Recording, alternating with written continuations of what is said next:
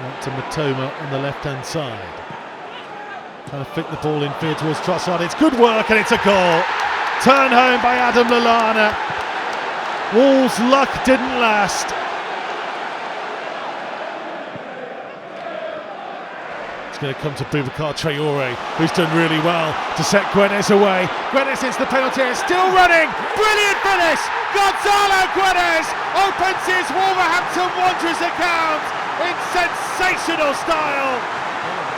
Back on level terms, they were not behind for long, and it's a wondrous moment for Wolves' new boy. Pedence will try and hook the ball back, and Giammattino arriving and headed away. And then it's going to be struck by Semedo and blocked from just inside the penalty area. So Wolves are appealing for a handball there to the referee. He's seen enough. He blows his whistle. Penalty kick to Wolves. Sanchez bouncing from right to left. It's Neves. He scores. Goalkeeper went right. Neves went high and slightly to his left. And the captain scores again. Wolves 2, Brighton 1.